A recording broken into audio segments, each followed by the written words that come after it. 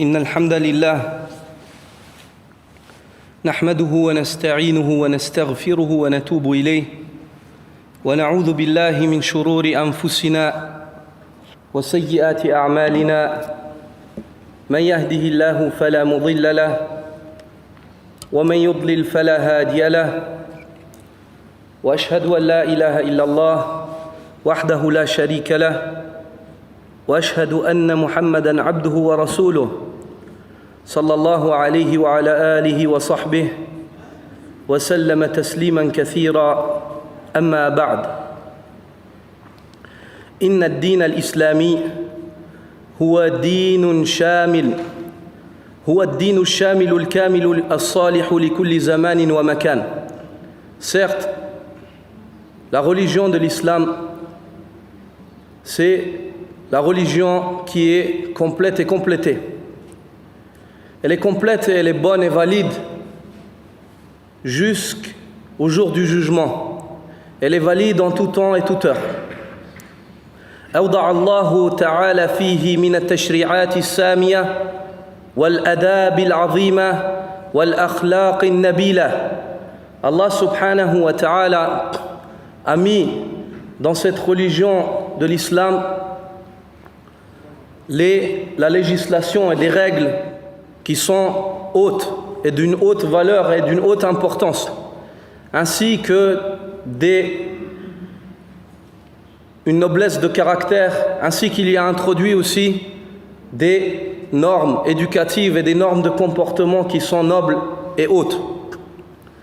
وأكمله الله عز وجل قبل انتقال نبيه إلى الرفيق الأعلى وكان من آخر ما نزل اليوم أكملت لكم دينكم وأتممت عليكم نعمتي ورضيت لكم الإسلام دينا.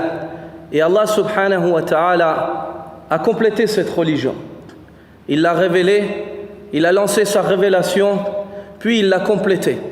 Et il n'a pas ôté l'âme de son messager Muhammad sallallahu alayhi wa sallam afin de compléter cette religion et d'y introduire tout ce que les hommes auront besoin jusqu'au jour du jugement. Certes, cette religion est complète et elle n'a ni besoin de rajout et il n'y a pas en elle quelconque manquement. C'est pour ça que parmi les dernières choses qui ont été révélées, c'est la parole d'Allah subhanahu wa ta'ala. Al-yawma akmaltu lakum dinakum. Ce jour, j'ai complété pour vous votre religion. Wa atmamtu alaykum ni'mati. Et j'accomplis sur vous mon bienfait. Wa raditu lakum al-islam dina.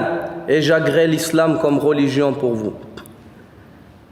Certes, Allah subhanahu wa ta'ala a envoyé son messager avec le meilleur des messages. Ce message qui est complet. Et par cela, nous pouvons, nous musulmans aujourd'hui, gens de la sunna, mettre à l'épreuve toute créature, parmi les djinns et les hommes, de quelconque religion soit-il ou de quelconque mouvance soit-il. Nous pouvons les mettre à l'épreuve en leur disant: trouvez dans nos pratiques ou dans nos positions une seule chose ou une seule parole ou un seul geste ou un seul acte d'adoration ou une seule position ou une seule croyance pour laquelle nous n'avons pas avec nous un argument tiré de la révélation de notre Seigneur Tabaraka wa Ta'ala. Nous vous mettons à l'épreuve. Au jour d'aujourd'hui, venez à nous en trouvant en nos actes ou en nos croyances ou en nos paroles, dans notre religion, une seule chose pour laquelle nous ne portions pas un argument tiré du livre saint d'Allah subhanahu wa ta'ala, celui duquel Allah subhanahu wa ta'ala a garanti la préservance jusqu'au jour où il sera ôté de ce dunya où viendra la fin de ce monde, ainsi que de la sunna purifiée de Muhammad sallallahu alayhi wa sallam. Allah subhanahu wa ta'ala nous a honorés par cette sharia, par cette législation. Et Allah subhanahu wa ta'ala nous a accordé tous les moyens pour que l'être humain réussisse ici-bas et dans l'au-delà. Il nous a soumis les choses dans son destin universel. وَسَخَّرَ لَكُمُ اللَّيْلَ وَالنَّهَارَ وآتاكم من كل ما سألتموه وإن تعدوا نعمة الله لا تحصوها. Allah vous a soumis la nuit et le jour. Et il vous a donné tout ce que vous demandez. Et si vous essayeriez de dénombrer les bienfaits d'Allah, vous ne sauriez les compter. Allah subhanahu wa ta'ala nous a soumis toutes ces choses-là pour que nous suivions ce qu'il a révélé à son messager, cette noble législation par laquelle l'être humain assure sa sécurité ici-bas, ainsi que sa paix et son repos dans l'au-delà. Et parmi les exemples concrets du fait que Allah subhanahu wa ta'ala a soumis la création à cet être humain, à ce fils d'Adam faible, qu'il a honoré. وَلَقَدْ كَرَّمْنَا بَنِي آدَمَ. Nous avons certes honoré le fils d'Adam. Parmi les exemples concrets ou les arguments concrets dans la réalité, c'est que tu trouves le petit enfant qui tire le chameau ou le cheval par la laisse. Cette créature énorme, tu peux trouver un enfant qui l'attire. Ça, c'est un exemple du fait que Allah subhanahu wa ta'ala a soumis sa création à cette créature qui est le fils d'Adam. Mais le fils d'Adam est ignorant, il est ingrat, il ne se montre pas reconnaissant envers son Seigneur en suivant la religion d'Allah subhanahu wa ta'ala, en s'accrochant à cette sharia. ولذلك ديننا دين عام شامل للثقلين الجن والإنس. يقول الله عز وجل: قل يا أيها الناس إني رسول الله إليكم جميعا وكان دين الرحمة. يقول الله عز وجل: وما أرسلناك إلا رحمة للعالمين. C'est pour ça que cette religion et cette législation, Allah Azza wa Jalla l'a révélée à toute l'humanité. Tous les hommes sont appelés à suivre cette sharia, cette législation. Et ceci afin qu'ils assurent leur salut. Et celui qui la suit, il la suit pour lui-même. Et celui qui la délaisse, il ne pourra s'en prendre qu'à lui-même. Allah subhanahu wa ta'ala dit à son messager: قُلْ يَا أَيُّهَا النَّاسُ إِنِّي رَسُولُ اللَّهِ إِلَيْكُمْ جَمِيعًا. Dis-leur, ô Muhammad, dans le sens du verset: je suis le messager d'Allah envoyé à vous tous. Ô vous les gens, je suis le messager d'Allah envoyé à vous tous. Et ici les gens, ça comprend les djinns et les hommes. Le prophète sallallahu alayhi wa sallam a été envoyé en guise de miséricorde et de guider pour toute l'humanité. Et cette religion-là, ou ce message-là, par lequel le prophète sallallahu alayhi wa sallam a été envoyé, c'est le message de miséricorde. Et le but de son envoi, c'est le but de la miséricorde, afin qu'Allah subhanahu wa ta'ala fasse suivre ses serviteurs les voies de la miséricorde et celles qui mènent à la miséricorde d'Allah subhanahu wa ta'ala et qui préservent du châtiment terrible et douloureux de l'au-delà pour ceux qui ne suivent pas les voies de la miséricorde. Et il dit tabaraka wa ta'ala: وَمَا أَرْسَلْنَاكَ إِلَّا رَحْمَةً لِلْعَالَمِينَ. Ô Muhammad, dans le sens du verset, nous ne t'avons pas envoyé pour une autre raison si ce n'est qu'en guise de miséricorde pour l'humanité. وكان هذا الدين الأصل في إخراج العباد من عبادة العباد إلى عبادة رب العباد. يقول الله عز وجل: قل يا أهل الكتاب تعالوا إلى كلمة سواء بيننا وبينكم ألا نعبد إلا الله ولا نشرك به شيئا ولا يتخذ بعضنا بعضا أربابا من دون الله فإن تولوا فقولوا اشهدوا بأننا مسلمون. Et cette religion, c'est le fondement ou la base par excellence par laquelle Allah subhanahu wa ta'ala désire extraire ou faire sortir les serviteurs de l'adoration des hommes ou des créatures pour les diriger vers l'adoration du Seigneur des créatures. Et le but de l'islam, c'est cela. C'est le fait que les hommes ne soient pas esclaves les uns des autres, ne soient pas soumis aux uns les autres, mais que les hommes soient soumis au Seigneur des hommes. Et ceci est le message de l'islam par excellence. D'où la parole d'Allah subhanahu wa ta'ala: قُلْ يَا أَهْلَ الْكِتَابِ تَعَالَوْا إِلَى كَلِمَةٍ سَوَاءٍ بَيْنَنَا وَبَيْنَكُمْ. Dis, dans le sens du verset, aux gens du livre, venez à une parole commune entre nous et vous. Venez-y, que nous nous rassemblions tous ensemble, au fils d'Adam, sur cette parole-là. Quelle est cette parole-là? Allah na'buda illallah, que nous n'adorions personne d'autre, que nous ne vouions un culte à personne d'autre si ce n'est Allah.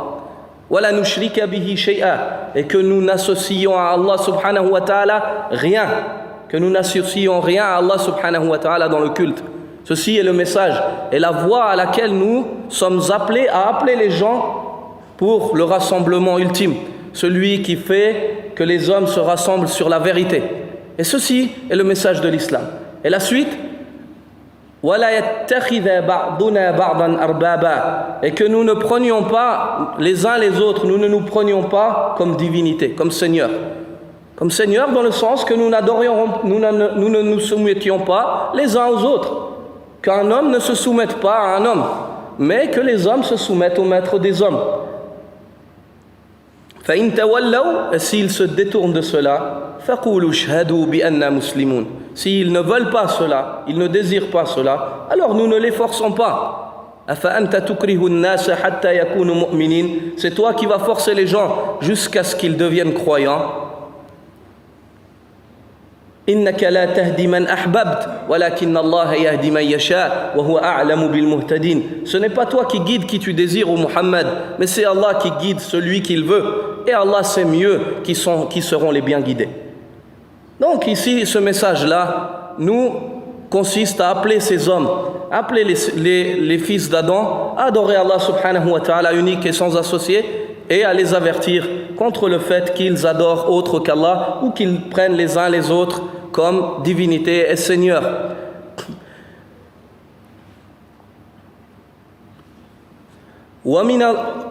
ومن هدف هذا الدين إخراج العباد من الظلمات إلى النور. يقول الله عز وجل: ألف لام ميم كتاب أنزلناه إليك لتخرج الناس من الظلمات إلى النور بإذن ربهم إلى صراط العزيز الحميد.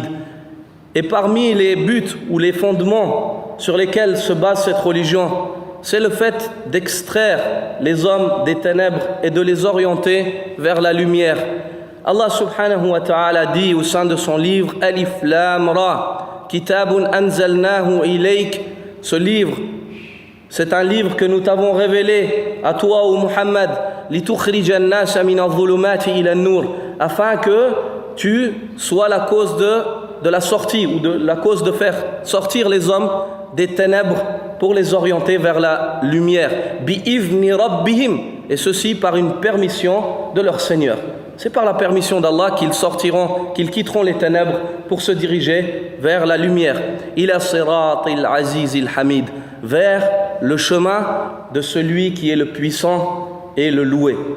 Le puissant et le loué. Le chemin d'Allah Azza wa Jal, il est un. On voit dans ce verset-là, Allah subhanahu wa ta'ala n'a pas dit vers les chemins, vers le chemin. Et ce chemin-là, il est unique, et ce chemin-là est basé sur deux choses. La première, qui est le fait d'adorer Allah subhanahu wa ta'ala en ne lui donnant aucun associé, et la deuxième, le fait de suivre son messager Muhammadun sallallahu alayhi wa sallam dans sa voie. وجعل الله القدوة في نبيه صلى الله عليه وسلم وفي اتباعه سلامة للقلوب والأبدان. يقول الله عز وجل: ولقد كان لكم في رسول الله أسوة حسنة لمن كان يرجو الله واليوم الآخر وذكر الله كثيرا. Et Allah subhanahu wa ta'ala, après avoir révélé cette religion, l'avoir complétée, avoir envoyé ce messager à l'humanité avec le meilleur des messages, qui est le message de la miséricorde, il a fait de son messager l'exemple par excellence, un moyen d'identification et un exemple à suivre, sallallahu alayhi wa sallam. Et il dit: certes, vous avez dans le messager d'Allah, il y a pour vous dans le messager d'Allah le meilleur des exemples pour celui qui désire Allah subhanahu wa ta'ala et le jour du jugement, le jour dernier, et qui se rappelle beaucoup d'Allah subhanahu wa ta'ala. فكان لنا قدوة صلى الله عليه وسلم في الرحمة والشفقة لأن هدفه إخراج العباد من الظلمات إلى النور لكي يفرد الله عز وجل بالعبادة ليدخلوا إلى دار السلام وينجوا من العذاب وهذا منتهى العدل والرحمة. Et le prophète sallallahu alayhi wa sallam était un exemple par excellence, un exemple dans la miséricorde qu'il faisait preuve vis-à-vis des créatures d'Allah Azza wa Jal, ainsi que dans la compassion et la douceur qu'il avait avec eux. Et le prophète sallallahu alayhi wa sallam était ainsi car son but était le but de cette révélation qu'il a reçue. Il était éduqué par le Seigneur des univers.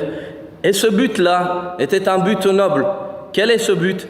Ce but était de faire sortir les serviteurs des ténèbres dans lesquelles ils sont, tout en les orientant vers la lumière divine, vers la lumière du droit chemin, afin que ces serviteurs soient monothéistes et qu'ils adorent Allah subhanahu wa ta'ala en lui vouant un culte exclusif sans lui donner d'associés.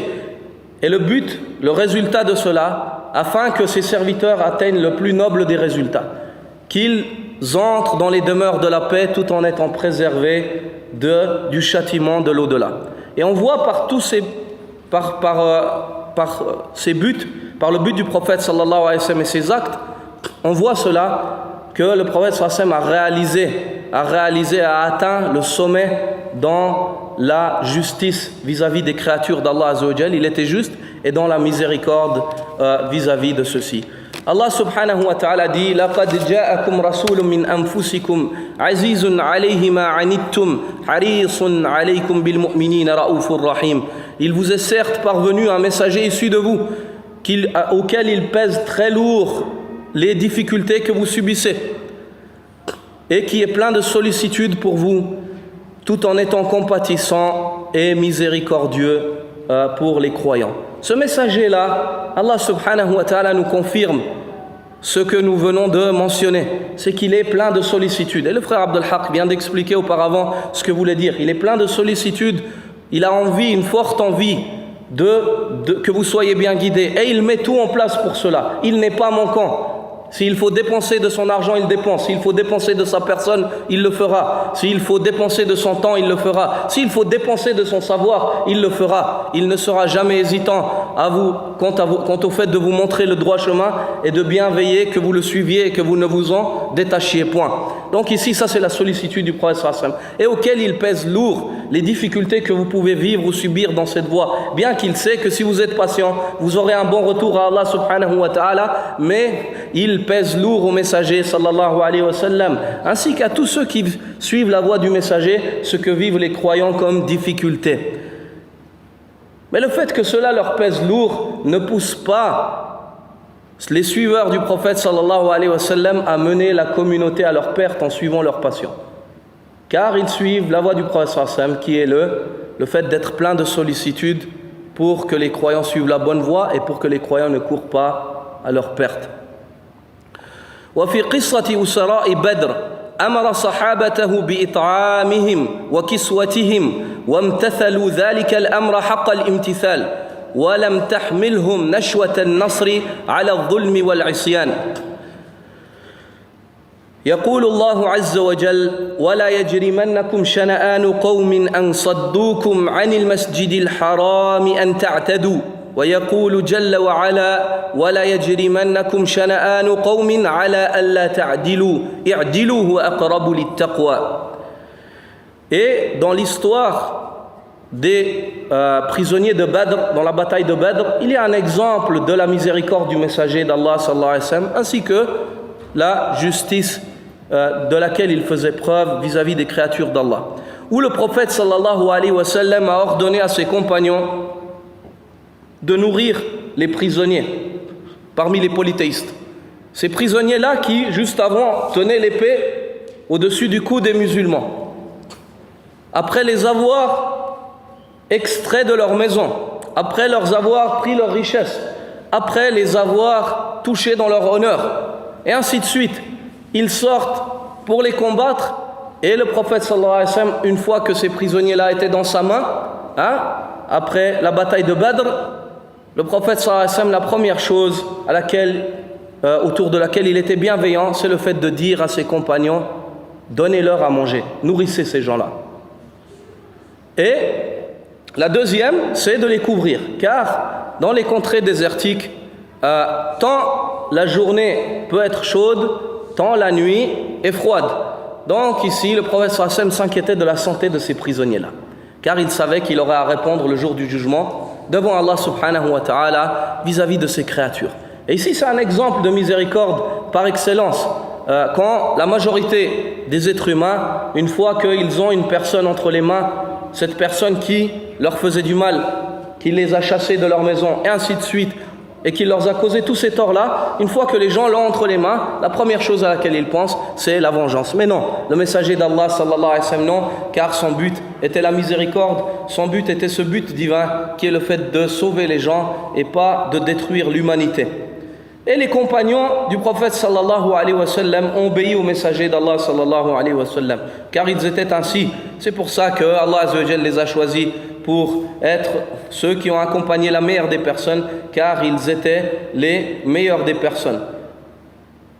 Abdullah ibn Mas'ud radiyallahu ta'ala anhu dit dans un récit, certes Allah subhanahu wa ta'ala a regardé dans les cœurs des serviteurs et il a trouvé le cœur de Muhammad sallallahu alayhi wa sallam étant le cœur le plus pur et le meilleur cœur des serviteurs, et il l'a choisi pour lui-même, il l'a choisi comme messager. Et ensuite, il a regardé dans les cœurs des serviteurs et il a trouvé que les cœurs des serviteurs, parmi les fils d'Adam, qui étaient les plus purs et les meilleurs après celui du messager sallallahu alayhi wa sallam en cette époque, étaient les cœurs de ses compagnons radiyallahu ta'ala anhum. C'est pour ça qu'il les a choisis pour accompagner son messager sallallahu alayhi wa sallam, et il a fait d'eux les ministres du prophète sallallahu alayhi wa sallam, ceux qui le représentent par excellence et ceux qui sont un exemple à suivre après lui. C'est pour ça qu'Allah subhanahu wa ta'ala dit radiyallahu anhum wa radu an. Allah les a agréés et ils ont agréé Allah et sa religion et les commandements du Seigneur. Ils s'y sont soumis, ils les ont appliqués jusqu'au jour où ils ont rencontré Allah subhanahu wa ta'ala, étant fermement convaincus de la récompense divine. Aussi il dit tabarak wa ta'ala wa man yushaqiqir rasul min ba'di ma tabayyana lahu al-huda wa yattabi' ghayra sabilil mu'minina nuwallihi ma tawalla wa nuslihi jahannam wa sa'at masira. Celui qui fait scission au messager sallallahu alayhi wa sallam tout en suivant une autre voie que la voie des croyants, et les croyants ici sont les compagnons du prophète Muhammad sallallahu alayhi wa sallam, nuwallihi ma tawalla, nous allons le laisser dans ce qu'il a choisi, wa nuslihi jahannam, puis nous le conduirons en enfer, nous le jetterons en enfer, wa sa'at masira, et quelle mauvaise destination, et quelle mauvaise destination. Et le prophète sallallahu alayhi wa sallam dit alaykum bi sunnati wa sunnat al-khulafa ar-rashidin al-mahdiyyin addu alayha wa tamassaku biha bin nawajid wa iyyakum wa muhdathati al-umur fa inna kulla muhdathatin bid'ah wa kulla bid'atin dalalah. Accrochez-vous à ma sunna ainsi qu'à la sunna de mes compagnons, de mes califes bien guidés. Accrochez-vous-y comme d'un accrochement des molaires et prenez garde de nouvelles choses, car toute nouvelle chose est une innovation. Donc ici, tous ces hadiths et ces versets nous montrent l'importance des compagnons. Et ceci a fait d'eux des gens comme ils étaient, car ils suivaient le messager sallallahu alayhi wa sallam. D'où il ne nous a jamais été rapporté qu'un compagnon ait posé la question au prophète sallallahu alayhi wa sallam, quand le prophète sallallahu alayhi wa sallam les ordonnait, est-ce que cela est obligatoire ou recommandé? Ou d'où il ne nous a jamais été rapporté qu'un des compagnons du prophète sallallahu alayhi wa sallam, quand le prophète sallallahu alayhi wa sallam les avertissait d'une chose, qu'il ait dit, est-ce que cela est interdit ou détestable? Pourquoi? Car ils étaient fermement convaincus et fermement accrochés aux préceptes divins ainsi qu'au commandement du messager d'Allah sallallahu alayhi wa sallam, car il est Rasulullah, le détenteur du message, celui qu'Allah azza wa jalla a chargé de transmettre le message divin. Donc Allah subhanahu wa ta'ala a favorisé ces gens-là, et ces gens-là ont suivi l'ordre du messager. Et dans ce cas-là aussi, bien qu'en face d'eux, ils aient eu des personnes qui voulaient les tuer, bien qu'en face d'eux, ils aient eu des personnes qui les ont chassés de chez eux et ont pris leur argent, quand le messager leur a dit, nourrissez ces gens-là, couvrez-les, prenez garde, ne les torturez pas, ils ont suivi cela, l'ordre du messager. Et Allah subhanahu wa ta'ala dit au sein de son livre وَلَا يَجْرِمَنَّكُمْ شَنَآنُ قَوْمٍ أَنْ صَدُّوكُمْ عَنِ الْمَسْجِدِ الْحَرَامِ أَنْ تَعْتَدُوا. Que la haine que vous possédez pour un peuple qui vous a fait sortir de la maison sacrée ne vous pousse pas à l'injustice, ne vous pousse pas à transgresser et ne vous incite pas à transgresser. Et il dit tabaraka wa ta'ala وَلَا يَجْرِمَنَّكُمْ شَنَآنُ قَوْمٍ عَلَى أَلَّا تَعْدِلُوا اعْدِلُوا هُوَ أَقْرَبُ لِلتَّقْوَى. Et que la haine que vous possédez pour un peuple, après ce qu'ils vous ont fait, ne vous éloigne pas d'être juste vis-à-vis d'eux. I'dilu, encore une fois, il leur interdit de ne pas être juste et il leur ordonne d'être juste et il nous ordonne d'être juste, tabarak wa ta'ala. Allah ta'dilu, i'dilu, soyez juste. Huwa aqrabu lit-taqwa, car ceci est plus proche de la piété. Et qu'Allah fasse miséricorde al-Fudayl ibn Iyad, rahimahullah, quand il a dit l'homme n'a pas atteint réellement la piété et l'homme ne sera pas réellement pieux jusqu'à ce que son ennemi se sente complètement à l'abri de son injustice. L'homme n'aura pas atteint entièrement la piété. Al-Fudayl ibn Iyad, rahimahullah, dit l'homme n'aura pas atteint et ne sera pas réellement pieux jusqu'à ce que son pire ennemi ne se dise jamais que lui il sera injuste envers moi. Ça veut dire qu'il se combatte ici, ça peut être possible, mais que son ennemi, jamais ça ne lui passe par la tête que cet homme-là puisse un jour commettre une injustice sur lui. Et cet homme-là, c'est un homme pur. Et ceci est la voie des messagers. Les messagers, les gens leur ont fait du mal et ils leur ont rendu le mal par le bien et ils ont toujours patienté jusqu'à ce que Allah Azza wa Jal ait guidé les gens par leur cause. فأقامت الصحابة العدل المأمور به في ذلك الدين الحنيف حتى كان أحدهم عنده خبز وتمر فيكتفي بالتمر ليؤتي الأسراء الخبز وذكر ذلك أحد المشركين بعد إسلامه أن الصحابي يمد الخبز إليه وهو يرجعه حياء مما هو شاهد ويرفضه الصحابي بالقوة. Et ces compagnons, comme nous venons de mentionner et répéter, ils ont appliqué cette justice, ils ont suivi leur messager, car ils l'aimaient. Alors si on prétend suivre le messager, si on prétend aimer le messager, et aimer Allah Azza wa Jal, il faut qu'on le suive.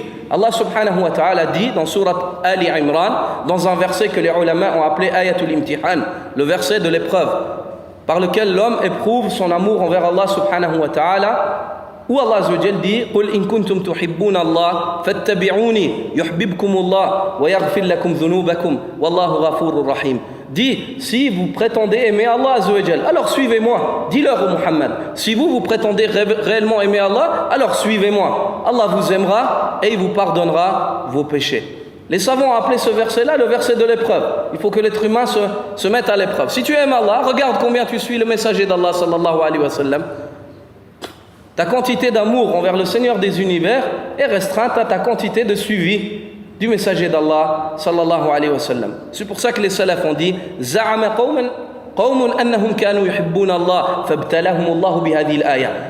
Certains gens ont prétendu qu'ils aimaient Allah Azza wa Jal réellement. Allah a révélé ce verset afin de les éprouver et qu'eux-mêmes se mettent à l'épreuve et qu'ils pèsent la quantité d'amour qu'ils vouent à Allah subhanahu wa ta'ala. Et les compagnons du prophète sallallahu alayhi wa sallam aimaient Allah et Allah les aimait.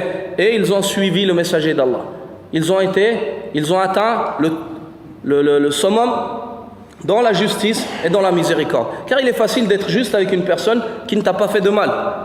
Comme ici, par exemple, dans le pays où nous vivons, les gens ne nous causent pas de tort. On est libre. On est ici dans une maison d'Allah Azza wa Jal, dans un pays qui n'est pas musulman, et on a le droit d'enseigner notre religion et de partager les enseignements religieux. Ainsi aussi, dans d'autres sphères, nous pouvons voir que ici, les gens n'ont pas été injustes avec nous. Où il se peut qu'il y ait des cas, mais c'est des cas isolés. Ce n'est pas d'une généralité, ce n'est pas une injustice qui s'abat sur les musulmans. Donc, il est facile pour nous d'être juste avec ces gens-là. Le summum dans la justice, c'est quand tu es juste avec celui qui est injuste envers toi. Le summum et l'épreuve dans la justice, c'est quand tu es juste avec celui qui est injuste envers toi. Car il est facile d'être juste avec celui qui est juste envers toi. Et le fait d'être injuste avec celui qui est juste envers toi, c'est ça qui serait étonnant. Donc les compagnons du prophète sallallahu alayhi wa sallam ont appliqué cela par excellence et ils ont suivi le messager d'Allah sallallahu alayhi wa sallam. Et parmi les exemples à cela, c'est que dans cette même bataille de Badr, le compagnon possédait comme réserve de nourriture un peu de pain et des dattes.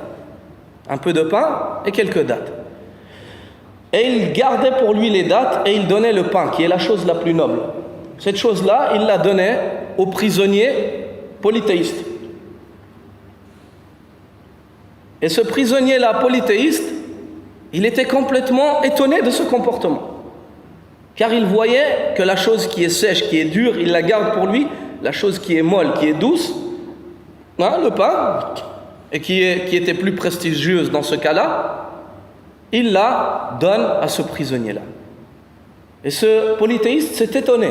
Il n'a pas réussi parce qu'il s'est dit, subhanallah, celui-là, je suis sorti pour le tuer. Si moi je l'avais entre les mains, je l'aurais tué. Lui, il m'a entre ses mains et il me nourrit. Et non seulement il me nourrit, mais il me donne la meilleure chose qu'il a. Et cet homme-là, il n'a pas réussi à prendre cela. Il a rendu cela au compagnon. Et le compagnon, il lui rendait ça avec force. Il lui disait, tiens, je ne fais pas ça pour toi, je fais ça pour Allah. Pour la rencontre que j'attends avec mon Seigneur. Je ne fais pas ça pour toi. Je ne fais pas ça pour que toi, tu penses de moi ou que tu me remercies. Je fais ça pour Allah Azza wa Jal.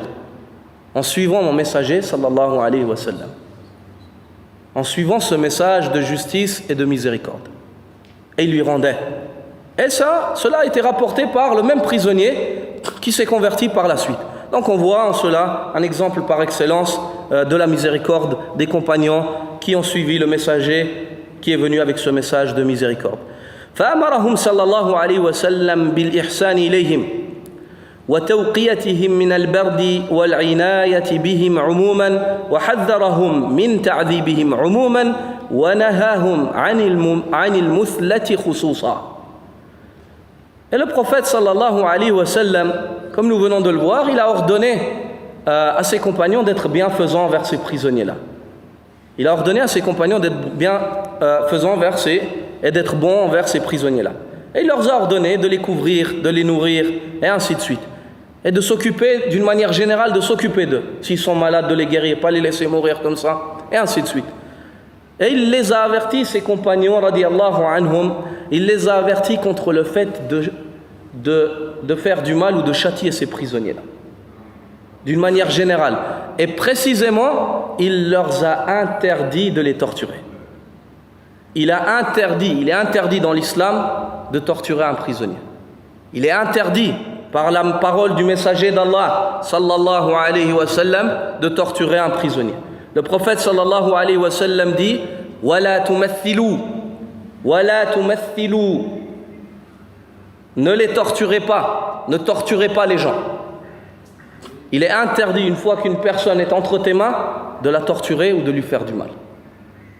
Et la sunna et la voie de l'islam, c'est de bien te comporter avec lui. Espérons qu'Allah subhanahu wa ta'ala guide son cœur. Et si Allah ne guide pas son cœur, tu n'es pas responsable de cela. Toi, tu auras fait ce qui était entre tes mains. وفي قصة ثمامة سيد أهل اليمامة حيث خرج للعمرة وكان مشركا كافرا وقبضت عليه سرية من رسول الله صلى الله عليه وسلم وجاءوا به إلى المدينة لأن الله أراد بعبده خيرا وربطه الرسول صلى الله عليه وسلم إلى إحدى زوايا المسجد وكان يأتيه النبي صلى الله عليه وسلم ويقول له ما وراءك يا ثمامة فقال إن تنعم على شاكر وإن تقتل ذا دم وإن كنت تريد المال فسل تعطى فتكرر ذلك الأمر عدة مرات حتى قال النبي صلى الله عليه وسلم أطلقوا ثمامة فأطلقوه فذهب واغتسل ورجع ثم أعلن إسلامه ثم قال لا أحدا أبغض إلي من محمد صلى الله عليه وسلم ولا دينا أبغض إلي من دينه وقال والشاهد أنه أسلم لحسن تعامل النبي صلى الله عليه وسلم ثم قال والله لا يأتي أهل مكة حبة من بر أي ضرب عليهم الحصار كي يسلموا ويرد لهم ما فعلوا للرسول صلى الله عليه وسلم. Ensuite, dans l'histoire de Thumama, ce dignitaire des gens de l'Yamama, l'Yamama c'est une région qui se situe aujourd'hui, qui se situe à l'époque, qui aujourd'hui est comparable dans la situation géographique d'aujourd'hui au milieu de l'Arabie Saoudite, vers la région du Nejd et ainsi de suite. Cette région-là, il y avait un homme qui s'appelait Thumama. C'était un riche dignitaire parmi les dirigeants de cette région-là. Et Thumama, cet homme-là, est sorti pour faire la Umrah, alors qu'il était mouchrik. Les gens faisaient la Umrah à l'époque, même avant l'islam. Ils suivaient ce qui leur était resté de la religion de Ismaïl ibn Ibrahim, alayhima wa ala nabiyyina afdalus salat wa atammu taslim. Et il est sorti, puis une expédition parmi les expéditions du prophète sallallahu alayhi wa sallam l'ont attrapé. Ils l'ont attrapé, ils l'ont amené à Médine. Et quand ils l'ont emmené à Médine, le prophète sallallahu alayhi wa sallam, pour pas qu'il s'échappe, il l'a attaché dans un des coins de la mosquée. Ils ne l'ont pas mis dans une cave, ils ne l'ont pas mis dans un trou ni dans un puits. Ils l'ont mis dans le lieu le plus noble qu'il y avait à Médine, la mosquée. Baytullah, Masjidu Rasulillah sallallahu alayhi wa sallam. Et il le nourrissait et il s'occupait de lui. Et le prophète sallallahu alayhi wa sallam venait à lui en lui disant: Ma wara'aka ya Thumama. Qu'y a-t-il derrière toi, ô Thumama? Qu'est-ce qui se passe? Il y a quelque chose de nouveau? Il y a un changement? Et Thumama de dire: In tun'im ala shakir. Si tu te montres large envers moi et tu te montres bienfaisant, tu te montres bienfaisant envers une personne qui est reconnaissante. Je serai reconnaissant. Je n'oublierai pas cela. Wa in taqtul dha dam. Et si tu me tues, tu tues une personne dont son sang n'est pas à bas prix. Ça veut dire que je suis un riche dignitaire de ma région. Tu risques d'avoir les tribus de ma région sur le dos.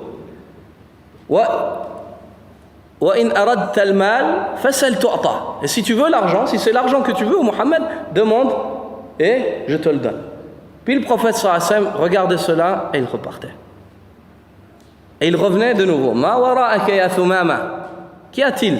Il y a quelque chose de nouveau au Thumama? Et lui de répéter cela.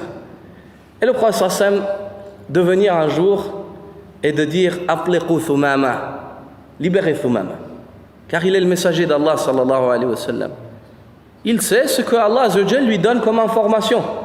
Et le prophète sallallahu alayhi wa sallam a vu que cet homme-là est proche de la guidée et il a désiré être bon envers lui, être une cause pour sa guidée. Et il a dit à ses compagnons, radiyallahu ta'ala anhum, libérez Thumama. Et les compagnons l'ont libéré, puis selon certains rapports qui nous sont parvenus du récit, Thumama n'a pas accepté de témoigner de son islam dans cet état-là. Pourquoi? Car il vient d'être libéré. Et il trouve que l'islam c'est une religion trop noble. Tu viens d'être libéré en tant que prisonnier, ça peut paraître comme si tu as accepté cela de la crainte ou juste... Non, il voulait revenir avec noblesse. Il est parti et il s'est lavé, il a fait un lavage majeur et il est revenu au prophète sallallahu alayhi wa sallam en témoignant de son islam, radiyallahu ta'ala anhu. On tire de cette histoire qu'il est important que le nouveau musulman fasse le lavage après avoir témoigné de son islam et que cela n'est pas une condition pour qu'il témoigne de son islam. Souvent les gens font une erreur. Quand quelqu'un veut se convertir, ils lui disent: il faut que d'abord que tu te laves, ensuite il faut attendre le Jumu'ah, comme ça il y a beaucoup de monde, hein? Et ensuite qui te dit qu'il ne va pas mourir avant que tu aies terminé ta parole et qu'il ne se soit pas converti? Et qu'il se peut qu'il meure en tant que musulman dans son cœur, mais auprès de nous, il n'est pas considéré comme musulman. Car Allah subhanahu wa ta'ala a fait ou a instauré dans sa charia que l'homme, lorsqu'il se convertit, il doit témoigner. Et que l'islam, c'est la shahada. Et le témoignage, pour qu'il soit accepté, il faut qu'il y ait... Pour qu'il soit accepté auprès de nous, il faut qu'on ait au moins un témoin, sadiq, parmi les musulmans qui nous témoignent de l'islam de ce genre, de cet homme-là, car on le voit mort, on ne sait pas, jusqu'à hier on le connaissait juif ou chrétien. Aujourd'hui, il faut qu'il y ait quelqu'un qui l'a entendu, dit: moi je l'ai vu, il s'est converti. On le lave et on lui donne ses droits en tant que frère musulman. Mais si on ne sait pas, il ne nous est pas permis de laver un non-musulman ainsi que de prier sur lui. Donc il n'aura pas droit à cela, car nous n'avons pas vu son témoignage. Nous n'avons pas vu son témoignage. Mais auprès d'Allah, il se peut qu'il soit musulman. Mais auprès de nous, nous ne pouvons juger que par les choses apparentes. Et Allah subhanahu wa ta'ala ya'lamu kha'inat al-a'yun wa ma tukhfi as-sudur. Allah connaît la trahison qui est cachée derrière les yeux et que ce que renferment les poitrines. Allah subhanahu wa ta'ala connaît l'invisible. À lui, la science totale, une science qui n'est pas précédée d'ignorance, une science qui ne connaîtra jamais une fin. Donc, on voit l'erreur des musulmans aujourd'hui est due à leur ignorance. Ce n'est pas important qu'il y ait de grands témoins. L'important, c'est qu'un parmi les croyants témoigne et qu'il nous informe de l'islam de cette personne. Et une personne qui veut se convertir au plus vite, lui expliquer qu'elle sache dans quoi elle s'engage et qu'elle témoigne de la shahada. Ensuite, tu lui dis maintenant tu peux aller te laver. S'il meurt sur la route en train d'aller se laver, Allah subhanahu wa ta'ala, espérons par sa miséricorde qu'il lui compte comme s'il avait vécu tout ce qu'il aurait pu vivre de sa vie dans l'islam et les préceptes de l'islam. Wallahu a'lam. Donc on voit que cet homme Thumama est parti, il est revenu, il a témoigné de son islam. Et il dit, Wallah, il n'y a pas un homme qui était plus détesté à mes yeux, ou plus détestable à mes yeux que Muhammad sallallahu alayhi wa sallam. Et il n'y a pas une religion qui était plus détestable dans mon cœur que la religion de Muhammad sallallahu alayhi wa sallam. Puis par la suite, le prophète Muhammad sallallahu alayhi wa sallam est devenu l'homme le plus aimé à ses yeux et dans son cœur, et la religion de l'islam, la religion la plus aimée dans son cœur. Subhanallah. Muqallib al-qulub, la gloire à Allah, celui qui retourne les cœurs. Subhanallah. L'homme était kafir, et là il est totalement changé en une fraction de seconde. Ceux-ci sont des signes parmi les signes d'Allah Azza wa Jal, qu'Allah nous raffermisse et nous accorde une bonne fin. Ce qu'on voit dans cette histoire, c'est que cet homme-là s'est converti par la cause du bon comportement et de la miséricorde et de la justice du prophète sallallahu alayhi wa sallam. Il s'est converti par la cause de ces choses-là. Et c'est ça qui lui ont donné envie d'adhérer à cette religion noble qui est parée de ces nobles vertus et de cette noblesse de caractère. Et il dit par la suite, par Allah, les gens de la Mecque ne recevront plus un grain de blé. Ils ne recevront plus un grain de blé. Pourquoi? Car à la Mecque, rien ne pousse. À la Mecque, rien ne pousse. Celui qui est allé à la Mecque, il a pu voir que c'est une région qui est basée sur des cailloux. Et rien ne pousse. Et le prophète Ibrahim, alayhi salam, dit « Inni askantu min dhurriyyati fi wadin ghayri dhi zar'in inda baytika al-muharram » Ou Allah, j'ai placé ma descendance dans un lieu où rien ne pousse. Ghayri dhi zar'in. Tu peux arroser, rien ne va pousser. Inda baytika al-muharram, auprès de ta maison sacrée. Les gens de la Mecque, rien ne poussait chez eux. Mais tout leur venait. Tout leur venait du Sham, de l'Yamama, du Yémen, de l'Irak. Tout leur venait. Car les Arabes venaient et faisaient leur pèlerinage. Et ils passaient par là et les Mecquois profitaient d'eux. C'est pour ça qu'Allah subhanahu wa ta'ala dit وَضَرَبَ اللَّهُ مَثَلًا قَرْيَةً كَانَتْ آمِنَةً مُطْمَئِنَّةً يأتيها رزقها رغدا من كل مكان فكفرت بأنعم الله فأذاقها الله لباس الجوع والخوف بما كانوا يصنعون. Et ici il s'agit de la Mecque. Et Allah te donne en exemple, l'exemple d'une cité qui était en paix, elle vivait dans une quiétude totale. Sa subsistance lui venait de toutes parts. C'est pas eux qui couraient, c'est le rizq qui venait à eux. Elle s'est montrée ingrate et mécréante quant aux faveurs de son Seigneur. Pourquoi? Elle n'a pas suivi le messager sallallahu alayhi wa sallam. Et Allah leur a fait goûter à la crainte, à la famine et à la crainte. À cause des œuvres, à cause de ce qu'ils ont commis.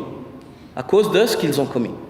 Et les Mecquois recevaient leur subsistance de partout et de toutes parts, jusqu'à ce qu'ils se sont mis en guerre contre le prophète sallallahu alayhi wa sallam, et que le prophète sallallahu alayhi wa sallam, son affaire devenait sérieuse, et que les tribus des Arabes petit à petit se convertissaient, et que les gens avaient peur d'aller faire le Hajj. Et les Mecquois se sont vus goûter à la famine et à la crainte. À cause de quoi? Car ils n'ont pas été reconnaissants envers Allah subhanahu wa ta'ala de leur avoir envoyé un messager issu d'eux, qu'ils connaissent, celui de qui ils témoignaient de sa véracité ainsi que de qu'il était le digne de confiance, Sadiqul Amin, sallallahu alayhi wa sallam. Et Allah azza wa jalla leur a fait goûter, il en est ainsi pour tout être humain. Celui qui se montre ingrat quant au bienfait de son Seigneur et ne remercie pas Allah azza wa jalla en suivant ses préceptes et se délaisse aux interdits sans se soucier du fait que ce soit interdit, Allah subhanahu wa ta'ala lui accordera la diminution des biens ici-bas et il se peut qu'il goûte au châtiment d'Allah azza wa jalla dans l'au-delà. Ce qui est arrivé aux gens de la Mecque. Donc ici, les gens de la Mecque recevaient, parmi les bienfaits qu'ils recevaient, ils recevaient le blé. Le blé, ils le recevaient d'Al-Yamama, cette contrée d'où venait Thumama, cet homme-là. Et Thumama, quand il s'est converti, il dit: par Allah, je n'enverrai plus aux Mecquois, où les Mecquois ne recevront même plus un grain de blé. Ne recevront même plus un grain de blé après sa conversion. Ceci en espérant que les Mecquois se raisonnent et reviennent à eux et suivent la religion de Muhammad sallallahu alayhi wa sallam. وفي قصة ذهابه صلى الله عليه وسلم إلى الطائف لدعوتهم ورد هؤلاء ذلك الإحسان بالسوء وإذاعة أفضل الخلق وقوله صلى الله عليه وسلم لأن لا يعذبهم الله لا لعل الله يخرج من أصلابهم من يعبد الله وحده لا يشرك به شيئا. Et aussi, parmi les exemples de la miséricorde de ce messager et du message qu'il portait avec lui, c'est quand le prophète sallallahu alayhi wa sallam s'est dirigé à Taïf. Il est allé à Taïf pour appeler ces gens-là à l'islam, pour leur bien. Ils ont fait quoi? Ils ont demandé aux infirmes, aux enfants, ainsi qu'aux faibles et aux personnes âgées, aux personnes les plus faibles, de sortir, humilier le messager d'Allah sallallahu alayhi wa sallam. Et c'est le prophète sallallahu alayhi wa sallam n'a été humilié en rien. Ceci n'a fait qu'élever ses degrés auprès d'Allah subhanahu wa ta'ala. Ils ont demandé à ceux-là de sortir et de lapider, de jeter le prophète sallallahu alayhi wa sallam, de le chasser avec des cailloux. Et le prophète sallallahu alayhi wa sallam était blessé et il a été fortement touché par cela sallallahu alayhi wa sallam. Et Allah azza wa jal de demander à Jibril, à l'ange des montagnes, de demander au prophète sallallahu alayhi wa sallam l'autorisation, ou de demander au prophète sallallahu alayhi wa sallam s'il désirait que Allah azza wa jal retourne la terre ou rassemble les montagnes, ainsi de suite, les châtie, en bref fasse disparaître ces gens-là. Et le prophète sallallahu alayhi wa sallam de dire non, là, car j'espère, la'allallah, j'espère fortement que Allah azza wa jal fera surgir de leurs entrailles des gens qui adorent Allah subhanahu wa ta'ala seul et sans rien lui associer. Qui adore Allah subhanahu wa ta'ala seul et ne lui associe rien. On voit qu'après cela, le prophète sallallahu alayhi wa sallam désirait quand même réaliser ou concrétiser ce pourquoi il a été envoyé et qu'il se souciait très peu du mal qui peut le toucher dans cette voie, car il sait que rien ne l'atteindra si ce n'est par la permission d'Allah subhanahu wa ta'ala, et c'est auprès d'Allah subhanahu wa ta'ala qu'est le meilleur des retours. وفي فتح مكة حين اجتمعت عليه كفار قريش فقال لهم ما تظنون أني فاعل بكم اليوم قالوا أخ كريم وابن أخ كريم قال اذهبوا فأنتم الطلقاء وإن يقول لكم كما قال يوسف لإخوته لا تثريب عليكم اليوم يغفر الله لكم وهو أرحم الراحمين. Aussi dans l'histoire de la conquête ou de l'ouverture de la Mecque, où le prophète sallallahu alayhi wa sallam est entré ce jour-là avec son armée et la Mecque a été libérée et prise par les musulmans sans le fait qu'une épée se soit levée. Le prophète sallallahu alayhi wa sallam est entré après avoir été chassé de ce lieu-là qui était le meilleur des lieux, où en quittant la Mecque, il s'est retourné et il a dit: par Allah, tu es la terre ou le lieu le plus aimé dans mon cœur. Et si ton peuple ne m'avait pas chassé, je ne t'aurais jamais quitté. Je ne t'aurais jamais quitté. Il revient, sallallahu alayhi wa sallam, après plus de 10 ans, après ces 10 années, en tant que vainqueur, par la permission d'Allah tabaraka wa ta'ala. Et puis, tous les habitants de la Mecque, les Qurayshites, se rassemblèrent en disant: que va faire Muhammad de nous? Ils discutaient entre eux. Muhammad ne fait pas de mal.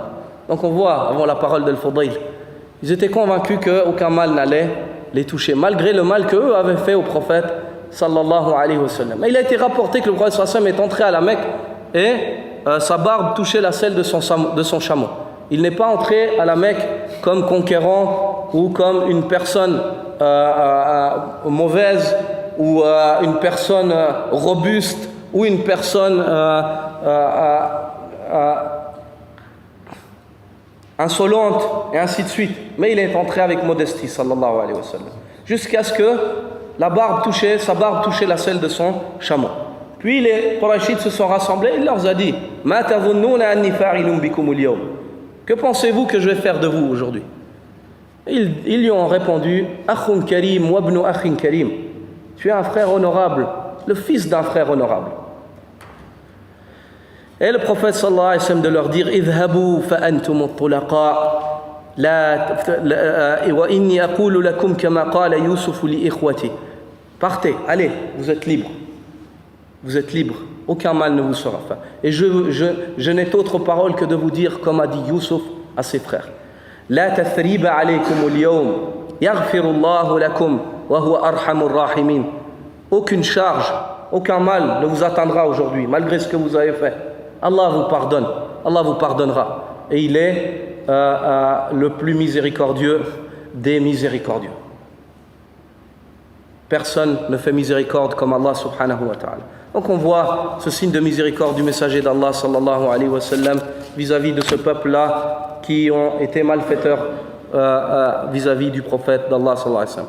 وفي قصة الشاب الذي استأذن النبي صلى الله عليه وسلم قائلا ائذن لي في الزنا فقربه صلى الله عليه وسلم وقال له أترضى ذلك لأمك؟ قال لا. ولأختك القصة ولبنتك؟ قال لا. فكذلك الناس لا يرضون. فمسح على صدره فدعا له فقال الشاب والله ما قمت من مجلس رسول الله صلى الله عليه وسلم إلا وليس علي شيء أبغض من الزنا. Et dans l'histoire du jeune, ce jeune-là qui vint au prophète sallallahu alayhi wa sallam en lui disant Ô Muhammad sallallahu alayhi wa sallam, ô messager d'Allah, accorde-moi le droit de faire le zina.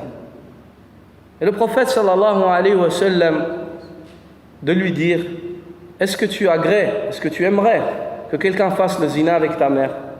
Et le jeune de répondre non. Avec ta sœur? Non. Avec ta fille? Non. Et le prophète sallallahu alayhi wa sallam de terminer en disant c'est ainsi, comme tu n'aimes pas, les gens n'aiment pas. Les gens n'aiment pas non plus qu'on fasse cela avec leur mère ou leur sœur ou leur fille, et ainsi de suite. Et le prophète sallallahu alayhi wa sallam a mis sa main en frottant la poitrine du jeune et en invoquant en sa faveur. Et ce jeune-là dit par Allah, je ne me suis pas levé de l'assise que j'ai eue avec le prophète sallallahu alayhi wa sallam, si ce n'est que la chose la plus détestable à mes yeux était le zina. Si ce n'est que la chose la plus détestable à mes yeux était le zina. On voit aussi cette miséricorde et cette justice qui était la cause de la guide de cet homme-là avec le doigt du prophète sallallahu alayhi wa sallam. Le doigt, car Allah subhanahu wa ta'ala est le garant du succès. Et le prophète sallallahu alayhi wa sallam a rassemblé entre les deux choses pour atteindre le bien. Invoquer Allah subhanahu wa ta'ala et suivre la voie du bien. Car Allah subhanahu wa ta'ala, c'est lui qui garantit le succès, mais l'une ne va pas sans l'autre. Tu peux invoquer Allah, mais si tu ne suis pas la voie du bien, comment tu veux atteindre le bien? Tu peux suivre la voie du bien en pensant te remettre à toi-même. Tu t'es détaché de la base principale qui est le fait de savoir que seul Allah subhanahu wa ta'ala peut aider les gens. Est-ce que Allah veut et est-ce que Allah veut, ne veut pas, n'est pas. Donc, il faut que l'homme rassemble entre ces deux choses-là. Et ceci est le sens de Iyyaka na'budu wa Iyyaka nasta'in. Oh Allah, c'est seul toi que nous adorons et c'est seul de toi que nous implorons le secours. C'est-à-dire, tu adores Allah subhanahu wa ta'ala et tu demandes le secours d'Allah dans le culte que tu lui voues afin qu'Allah azza wa jal t'accorde le fait de l'adorer. وفي قصة الأعرابي الذي بال في المسجد فمنع الصحابة صلى الله عليه وسلم من أن يقوموا عليه قائلا دعوه وهريقوا على بوله سجلا من ماء أو ذنوبا من ماء فإنما بعثتم ميسرين ولم تبعثوا معسرين.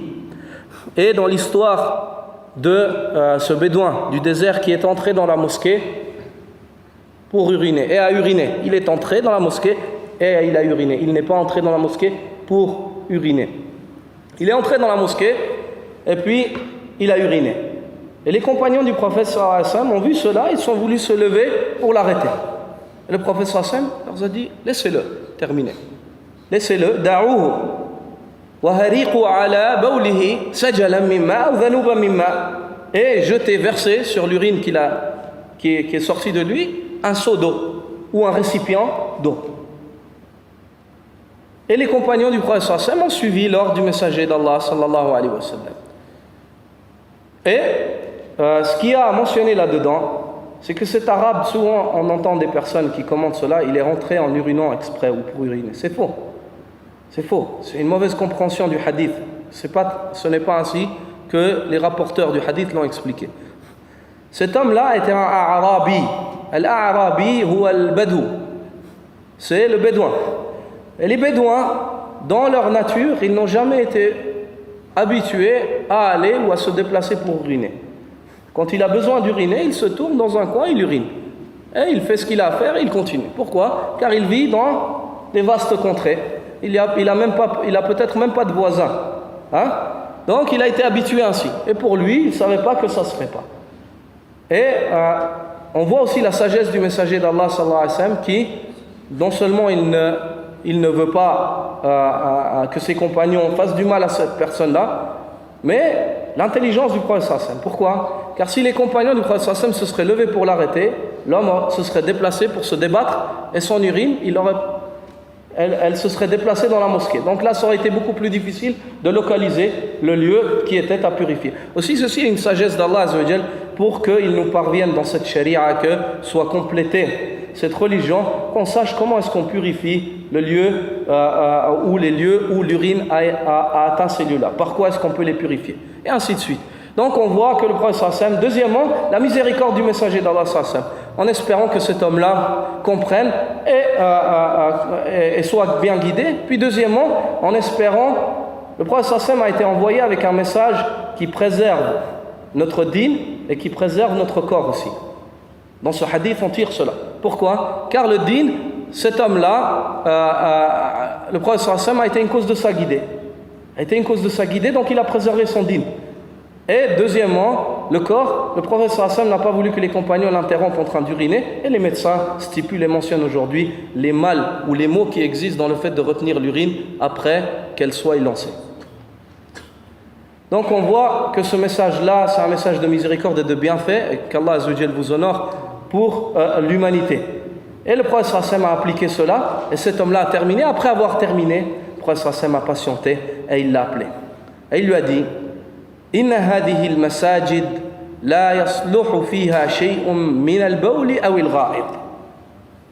ثم قال: وإنما جعلت لإقامة ذكر الله أو لذكر الله أو للتسبيح والتحميد والله أعلم كما قال صلى الله عليه وسلم. Il a dit: oh toi, viens ici. Après qu'il ait terminé, il a dit: ces mosquées-là, elles n'ont pas été faites pour uriner dedans. C'est pas un lieu qui a été fait pour qu'on urine dedans, mais elles ont été faites pour adorer Allah subhanahu wa ta'ala, et ainsi de suite. Donc il l'a réprimandé. Et l'homme était tellement heureux qu'il a commencé à dire: Allahumma arhamni wa Muhammada wa la tarham ma'ana ahada.